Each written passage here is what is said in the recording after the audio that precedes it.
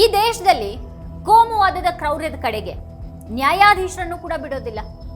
ನ್ಯಾಯಾಧೀಶರ ಪ್ರತಿಕೃತಿಯನ್ನು ಸುಡಲಾಯಿತು, ಆನ್ಲೈನ್ ನಲ್ಲಿ ಅವರನ್ನ ನಿಂದಿಸಲಾಯಿತು, ನೆತ್ರ ಹೊಳೆ ಹರಿಸುವಂತಹ ಒಂದು ಬೆದರಿಕೆಯನ್ನು ಕೂಡ ನೀಡಲಾಯಿತು. अगर हमारे 14 भाई 10 दिन के अंदर रिहा नहीं होते हैं तो पूरे देश में पूरे प्रदेश में कत्लेआम होगा. ಮತ್ತೆ ಇದೆಲ್ಲನೂ ಅವರು ಗುಂಪು ಹತ್ಯೆ ಪ್ರಕರಣದಲ್ಲಿ 14 ಜನರಿಗೆ ಜೀವಾವಧಿ ಶಿಕ್ಷೆಯನ್ನ ವಿಧಿಸಿದ್ರು ಅನ್ನೋ ಕಾರಣಕ್ಕಾಗಿ ನ್ಯಾಯಾಧೀಶರಾದ ತಬಸ್ಸುಮ್ ಖಾನ್ ಅವರು ಟ್ರಕ್ ಚಾಲಕ ಶೇಖ್ಲಾಲ್ ನಜೀರ್ ಅಹಮದ್ ಅವರ ಹತ್ಯೆಗೆ ಸಂಬಂಧಪಟ್ಟ ಹಾಗೆ 14 ಜನರಿಗೆ ಜೀವಾವಧಿ ಶಿಕ್ಷೆಯನ್ನ ವಿಧಿಸಿದ್ರು. ಅದಕ್ಕಾಗಿ ಅವರು ಕೋಮು ನಿಂದನೆಗಳಿಗೆ ತುತ್ತಾಗಬೇಕಾಯಿತು. ಬೆದರಿಕೆಗಳು ಬಂದವು. ಅವರ ಧಾರ್ಮಿಕ ಗುರುತನ್ನ ಗುರಿ ಮಾಡಿ ವಿಷ ಕಾರೋದು ಕೂಡ ನಡೀತು. ಮಧ್ಯಪ್ರದೇಶದಲ್ಲಿ 2022ರಲ್ಲಿ ನಡೆದಂತಹ ಗುಂಪು ಹತ್ಯೆ ಪ್ರಕರಣದಲ್ಲಿ ಜೂನ್ 12ರಂದು ನೀಡಲಾದಂತಹ ತೀರ್ಪಿಗಾಗಿ ಹೆಚ್ಚುವರಿ ಜಿಲ್ಲಾ ಮತ್ತೆ ಸೆಷನ್ಸ್ ನ್ಯಾಯಾಧೀಶರಾದಂತಹ ತಬಸ್ಸುಮ್ ಖಾನ್ ಅವರು ಇದನ್ನೆಲ್ಲವನ್ನ ಎದುರಿಸಬೇಕಾಯಿತು. ಸಹಚರರೊಂದಿಗೆ ಟ್ರಕ್ ಚಾಲಕ ಶೇಖ್ಲಾಲ್ ನಜೀರ್ ಅಹಮದ್ ಮಧ್ಯಪ್ರದೇಶದ ನಂದರ್ವಾಡದಿಂದ ಮಹಾರಾಷ್ಟ್ರದ ಅಮರಾವತಿಗೆ ದನಗಳನ್ನು ಸಾಗಿಸ್ತಾ ಇದ್ರು. ಸಿಯೋನಿ ಮಾಲ್ವಾದ ಬರಾಖಾಡ್ ಗ್ರಾಮದ ಬಳಿ ಅವರ ವಾಹನವನ್ನ ಅಡ್ಡಗಟ್ಟಿದಂತಹ ಗುಂಪೊಂದು ವಾಹನದಲ್ಲಿದ್ದವ್ರ ಮೇಲೆ ಹಲ್ಲೆಯನ್ನ ಮಾಡಿತು. ನಜೀರ್ ಅಹಮದ್ ತೀವ್ರವಾಗಿ ಗಾಯಗೊಂಡು ಅವರು ಸಾವನ್ನಪ್ಪಿದ್ರು. ಆರೋಪಿಗಳು ಟ್ರಕ್ನಲ್ಲಿದ್ದವ್ರ ಮೇಲೆ ದಾಳಿ ಮಾಡುವಂತಹ ಒಂದು ಸಾಮಾನ್ಯ ಉದ್ದೇಶದಿಂದ ಅವರೆಲ್ಲ ಒಟ್ಟಾಗಿದ್ರು ಅಂತ ನ್ಯಾಯಾಲಯ ಅಭಿಪ್ರಾಯಪಟ್ಟಿದೆ. ಮತ್ತೆ ಅದರ ಆಧಾರದ ಮೇಲೆ ಅವರನ್ನ ದೋಷಿಗಳು ಅಂತ ತೀರ್ಪು ನೀಡಿದೆ. ಹಲ್ಲೆಯನ್ನ ಅತ್ಯಂತ ಕ್ರೂರ ಅಂತ ತೀರ್ಪು ನೀಡಿದಂತಹ ನ್ಯಾಯಾಲಯ ಮರಣೋತ್ತರ ಪರೀಕ್ಷೆಯ ಪುರಾವೆಗಳನ್ನ ಉಲ್ಲೇಖ ಮಾಡಿ ಅದನ್ನ ಗುಂಪು ಹತ್ಯೆಯ ಸ್ಪಷ್ಟ ಪ್ರಕರಣ ಅಂತ ಹೇಳಿದೆ. ಇದರಲ್ಲಿ ಶಿಕ್ಷೆಗೊಳಗಾದವರು Pak alias Baba Kevat, Ajju alias Ajay Rathod, Prakash Kaushal, Pavan Bathav, Amar alias Bhola Bathav, Kanhaiya Bathav, Anuj alias Ballu Raghuvanshi, Sanju alias Rajendra Kaushal, Akash alias Pintoli Bathav, Gaurav Yadav, Akash Sarathe, Chetan Maratha, Devendra alias Chhotu Kori ಮತ್ತೆ ಸಂದೀಪ್ ಅಲಿಯಾಸ್ ರಾಜ ಕೌಶಲ್ ಇವರೆಲ್ಲರನ್ನ ಐಪಿಸಿ ಸೆಕ್ಷನ್ 341, 148, 307/149 ಮತ್ತೆ 302/149 ಅಡಿಯಲ್ಲಿ ತಪ್ಪಿತಸ್ಥರು ಅಂತ ಘೋಷಣೆ ಮಾಡಲಾಗಿದೆ. ಈ ಒಂದು ತೀರ್ಪನ್ನ ಸಹಿಸದೇ ಇರೋರು ಅದನ್ನ ಗೋರಕ್ಷಕರ ವಿರುದ್ಧದ ನಡೆ ಅನ್ನೋ ಹಾಗೆ ಬಿಂಬಿಸೋದಕ್ಕೆ ಹೊರಟಿದ್ದಾರೆ. ತೀರ್ಪಿನ ವಿರುದ್ಧ ಪ್ರತಿಭಟಿಸೋದು ಸಾರ್ವಜನಿಕ ಜೀವನದ ಕಾನೂನುಬದ್ಧ ಹಕ್ಕೆ ಇರಬಹುದು. ಆದ್ರೆ ನ್ಯಾಯಾಧೀಶೆ ತಬಸ್ಸುಮ್ ಖಾನ್ ಅವರ ವಿರುದ್ಧ ನಡೆದದ್ದು ಅದನ್ನು ಮೀರಿ ಬಹಳ ದೂರ ಹೋಗಿತ್ತು. ಗುಂಪು ಹತ್ಯೆ ವಿರುದ್ಧದ ತೀರ್ಪನ್ನ ಹಿಂದೂ ಮುಸ್ಲಿಂ ಸಮಸ್ಯೆಯಾಗಿ ಮರುರೂಪಿಸೋದಕ್ಕೆ ಉದ್ದೇಶಪೂರ್ವಕವಾಗಿ ಒಂದು ಪ್ರಯತ್ನ ನಡೆಯಿತು. ಯಾಕಂದ್ರೆ ತೀರ್ಪು ನೀಡಿದಂತಹ ನ್ಯಾಯಾಧೀಶರು ಮುಸ್ಲಿಂ. ಅದಕ್ಕಾಗಿ ಗೋರಕ್ಷಕ ಗುಂಪುಗಳು ಅವರ ಪ್ರತಿಕೃತಿಯನ್ನ ಸುಟ್ಟು ಹಿಂದೂ ವಿರೋಧಿ ಅಂತ ಕರೆದು ಅವರು ಸಾಮಾಜಿಕ ಮಾಧ್ಯಮದಲ್ಲಿ ಅವ್ರ ವಿರುದ್ಧ ನಿಂದನೀಯ ಪೋಸ್ಟ್ಗಳನ್ನು ಹಾಕಿದ್ರು. ಈ ದ್ವೇಷ ಆನ್ಲೈನ್ ಗ್ರೂಪ್ಗಳಿಗೆ ಮಾತ್ರನೇ ಸೀಮಿತ ಆಗಿರಲಿಲ್ಲ. ಸುದರ್ಶನ್ ನ್ಯೂಸ್ನ ಮಾಲೀಕ ಸುರೇಶ್ ಛಾವಂಕಿ ಒಂದು ತೀರ್ಪನ್ನ ನ್ಯಾಯಾಂಗ ಹತ್ಯೆ ಅಂತ ಬ್ರ್ಯಾಂಡ್ ಮಾಡೋದಿಕ್ಕೆ ನೋಡಿದ್ರು. ತೀರ್ಪನ್ನ ರದ್ದುಗೊಳಿಸದೇ ಇದ್ರೆ ರಕ್ತಪಾತ ಆಗಲಿದೆ ಅನ್ನುವಂಥ ಬೆದರಿಕೆಯನ್ನು ಕೂಡ ನೀಡಲಾಯಿತು. ಅಂಥ ಎಚ್ಚರಿಕೆಯ ವಿಡಿಯೋ ನ್ಯಾಯಾಧೀಶರ ವಿರುದ್ಧ ಸಾಮಾಜಿಕ ಮಾಧ್ಯಮದಲ್ಲಿನ ಅಭಿಯಾನ ಮತ್ತೆ ಅವ್ರ ವಿರುದ್ಧ ಮಾಡಲಾಗಿರುವಂತಹ ಕೋಮು ನಿಂದನೆ ಇವೆಲ್ಲದರ ವಿರುದ್ಧ ಈಗ FIR ದಾಖಲಾಗಿದೆ. ಸ್ವಯಂ ಪ್ರೇರಿತವಾಗಿ ಪ್ರಕರಣವನ್ನು ದಾಖಲಿಸಿಕೊಂಡಿದ್ದಾಗಿ ಪೊಲೀಸ್ ಅಧಿಕಾರಿ ಹೇಳಿದ್ದಾರೆ. ಜೂನ್ 23ರಂದು ಸಾಮಾಜಿಕ ಮಾಧ್ಯಮದಲ್ಲಿ ಕಮೆಂಟ್ ಮಾಡಿದಂತಹ 2 ವ್ಯಕ್ತಿಗಳ ವಿರುದ್ಧ FIR ದಾಖಲಿಸಿರುವುದಾಗಿ ಅವರು ಹೇಳಿದ್ದಾರೆ. BNS ನ ಸೆಕ್ಷನ್ 302 ಮತ್ತೆ 196(1) ಅಡಿಯಲ್ಲಿ ಪ್ರಕರಣವನ್ನು ದಾಖಲಿಸಲಾಗಿದೆ. ಸೈಬರ್ ಸೆಲ್ ಸಹಾಯದಿಂದ ವೈರಲ್ ವಿಡಿಯೋದ ಮೂಲವನ್ನ ಪತ್ತೆ ಹಚ್ಚೋದಿಕ್ಕೆ ಮತ್ತೆ ಅದನ್ನ ಯಾರು ಪ್ರಸಾರ ಮಾಡಿದ್ದಾರೆ ಅನ್ನೋದನ್ನ ಗುರುತಿಸೋದಿಕ್ಕೆ ಪೊಲೀಸರು ಪ್ರಯತ್ನ ಪಡ್ತಿದ್ದಾರೆ. ಮಹಿಳಾ ನ್ಯಾಯಾಧೀಶರ ವಿರುದ್ಧ ಇಂಥ ಕೋಮುದ್ವೇಷದ ಪ್ರಚಾರ ನಡೀತಾ ಇರೋದಕ್ಕೆ ವಕೀಲರ ಅಸೋಸಿಯೇಷನ್ ಅಧ್ಯಕ್ಷರಾದ ವಕೀಲ ಹಜಾರಿಲಾಲ್ ಗುರ್ಜರ್ ತೀಕ್ಷ್ಣವಾಗಿ ಪ್ರತಿಕ್ರಿಯೆಯನ್ನು ನೀಡಿದ್ದಾರೆ. ಅವ್ರ ಹೇಳಿಕೆಯನ್ನ ನ್ಯೂಸ್ ಲಾಂಡ್ರಿ ವರದಿ ಉಲ್ಲೇಖ ಮಾಡಿದೆ.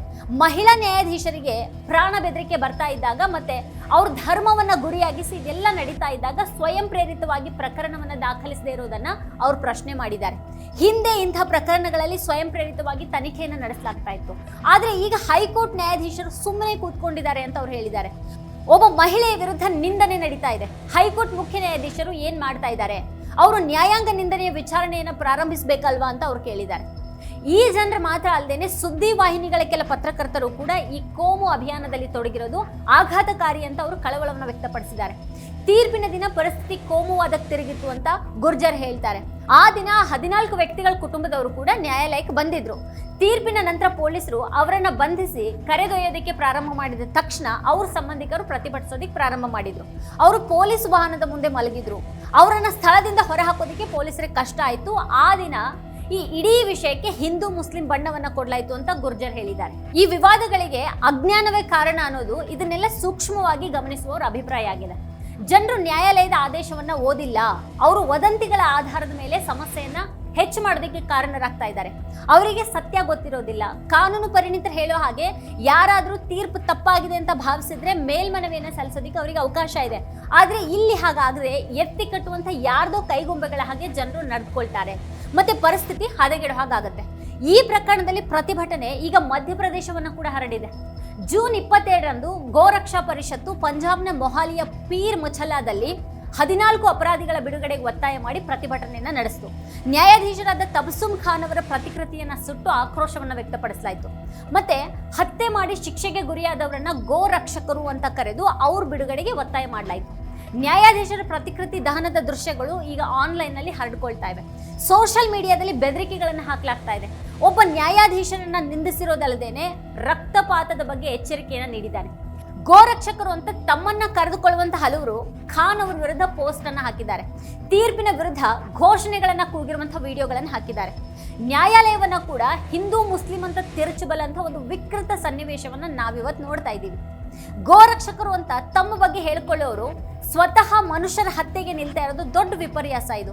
ಮತ್ತೆ ಅಂಥವರಿಗೆ ಸತ್ಯವನ್ನ ತೋರಿಸೋದು ಮತ್ತೆ ನ್ಯಾಯದ ವಿರುದ್ಧ ನಿಲ್ಲೋದು ಕೂಡ ತಪ್ಪಾಗಿ ಕಾಣುತ್ತೆ.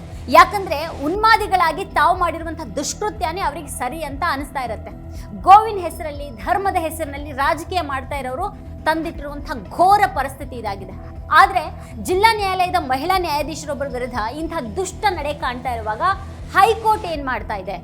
ನ್ಯಾಯಾಧೀಶರಿಗೆ ಬೆದರಿಕೆಯನ್ನು ಹಾಕಿದವ್ರ ವಿರುದ್ಧ ತಕ್ಷಣನೇ ಕ್ರಮವನ್ನ ಕೈಗೊಂಡು ಬಂಧಿಸುವಂತೆ ಹೈಕೋರ್ಟ್ ಯಾಕೆ ಆದೇಶವನ್ನ ನೀಡಲಿಲ್ಲ? ನ್ಯಾಯಾಲಯದಲ್ಲಿ ವಿಚಾರಣೆ ನಡೆದು ತೀರ್ಪು ಬಂದಾಗ ಹಿಂದುತ್ವ ಗುಂಪುಗಳ ಈ ನಡೆ ಈ ದೇಶದ ಸಂವಿಧಾನ ಹಾಗೂ ಕಾನೂನಿಗೆ ವಿರುದ್ಧ ಅಲ್ವಾ? ನ್ಯಾಯಾಲಯದ ತೀರ್ಪು ತಮ್ಮ ಪರವಾಗಿ ಬಂದ್ರೆ ಸ್ವಾಗತಿಸೋದು, ವಿರುದ್ಧವಾಗಿ ಬಂದ್ರೆ ನ್ಯಾಯಾಧೀಶರಿಗೇನೆ ಬೆದರಿಕೆ ಹಾಕೋದು ಅರಾಜಕತೆ ಅಲ್ವಾ? ಸ್ವತಃ ಪ್ರಧಾನಿ ಮೋದಿ ಅವರೇ ಈ ಗೋರಕ್ಷಣೆ ಹೆಸರಿನಲ್ಲಿ ನಡೆಯುವಂತಹ ಗೂಂಡಾಗಿರಿಯನ್ನ ವಿರೋಧ ಮಾಡಿದ್ರು, ಖಂಡಿಸಿದ್ರು. ಇಂಥವ್ರನ್ನ ಸರ್ಕಾರ ಬಿಡಬಾರ್ದು, ಇಂತಹ ಗೂಂಡಾಗಿರಿಗೆ ಅವಕಾಶವನ್ನ ನೀಡಬಾರ್ದು ಅಂತ ಈ ಹಿಂದೆ ಮೋದಿ ಅವರೇ ಹೇಳಿದ್ರು. ಹಾಗಾದ್ರೆ ಈ ಗೋರಕ್ಷಣೆ ಹೆಸರಿನಲ್ಲಿ ಗೂಂಡಾಗಿರಿ ಮಾಡೋರು ಮೋದಿ ಅವರ ಹೇಳಿಕೆ ಬಗ್ಗೆ ಏನ್ ಮಾಡ್ತಾರೆ? ಸ್ವತಃ ಮೋದಿ ಅವರೇ ಅಮೆರಿಕದಲ್ಲಿ ನಿಂತ್ಕೊಂಡು ನಮ್ಮ ದೇಶದಲ್ಲಿ ಧಾರ್ಮಿಕ ತಾರತಮ್ಯ ಅನ್ನೋದು ಇಲ್ಲವೇ ಇಲ್ಲ ಅಂತ ಹೇಳಿದ್ರು. ಈಗ ತಬಸುಮ್ ಖಾನ್ ಅವ್ರ ವಿರುದ್ಧ ನಡೀತಾ ಇರುವಂತಹ ದ್ವೇಷ ಅಭಿಯಾನ ಪ್ರಧಾನಿ ಮೋದಿ ಅವರಿಗೆ ಕಾಣ್ತಾ ಇಲ್ವಾ? ಅವ್ರ್ಯಾಕೆ ಅದನ್ನ ಖಂಡಿಸಿಲ್ಲ? ಯಾಕೆ ಇಂಥ ದುಷ್ಟ ಶಕ್ತಿಗಳಿಗೆ ಕಡಿವಾಣ ಹಾಕಿ ಅಂತ ಮಧ್ಯಪ್ರದೇಶದ ಬಿಜೆಪಿ ಸರ್ಕಾರಕ್ಕೆ ಹೇಳೋದಿಲ್ಲ ಅವರು? ವೀಕ್ಷಕರೇ, ಈ ಕುರಿತು ನಿಮ್ಗೆ ಏನ್ ಅನ್ಸುತ್ತೆ, ಏನ್ ಅಭಿಪ್ರಾಯ ಇದೆ, ಇದನ್ನ ವಿಡಿಯೋ ಕೆಳಗಡೆ ಕಮೆಂಟ್ ಮಾಡಿ ನಮಗೆ ತಿಳಿಸಿ. ಇದೇ ಹೊತ್ತಿನ ಸ್ಪೆಷಲ್ ನೋಡ್ತಾ ಇರಿ ವಾರ್ತಾಭಾರತಿ. ನೀವಿನ್ನೂ ವಾರ್ತಾಭಾರತಿ ಯೂಟ್ಯೂಬ್ ಚಾನಲ್ ಅನ್ನು ಸಬ್ಸ್ಕ್ರೈಬ್ ಮಾಡಿಲ್ಲ ಅನ್ನೋದಾದ್ರೆ ಈ ಕೂಡಲೇ ಸಬ್ಸ್ಕ್ರೈಬ್ ಮಾಡಿ, ಹಾಗೆ ಪಕ್ಕದಲ್ಲಿರುವಂತಹ ಬೆಲ್ ಐಕಾನ್ ಪ್ರೆಸ್ ಮಾಡಿ ನಮ್ಮನ್ನ ಪ್ರೋತ್ಸಾಹಿಸಿ. ನಮ್ಮ ಕಾರ್ಯಕ್ರಮಗಳನ್ನು ನೀವು ನೋಡ್ತಾ ಇದ್ರೆ ನಮ್ಮ ಚಾನೆಲ್ ಅನ್ನ ಸಬ್ಸ್ಕ್ರೈಬ್ ಮಾಡಿ, ಪಕ್ಕದ ಬೆಲ್ ಐಕಾನ್ ಒತ್ತಿ ನಮ್ಮನ್ನ ಬೆಂಬಲಿಸಿ. ಹಾಗೆ ನಮ್ಮ ಕಾರ್ಯಕ್ರಮಗಳನ್ನ ಲೈಕ್ ಮಾಡಿ, ಕಮೆಂಟ್ ಮಾಡಿ, ಅದನ್ನ ಬೇರೆಯವರಿಗೂ ವಾಟ್ಸ್ಆಪ್ ಮೂಲಕ ಶೇರ್ ಮಾಡಿ. ನೀವು ಹೀಗೆ ಮಾಡಿದಾಗ ನಮ್ಮ ಚಾನೆಲ್ ಮತ್ತಷ್ಟು ಜನರಿಗೆ ತಲುಪಲು ನೀವು ನಮ್ಮೊಂದಿಗೆ ಸಹಕರಿಸಿದ ಹಾಗಾಗುತ್ತೆ. ಇದು ನೀವು ಯಾವುದೇ ಖರ್ಚಿಲ್ಲದೆ ಕೆಲವೇ ಸೆಕೆಂಡುಗಳಲ್ಲಿ ನೀಡಬಹುದಾದ ಸಹಕಾರ. ಧನ್ಯವಾದಗಳು.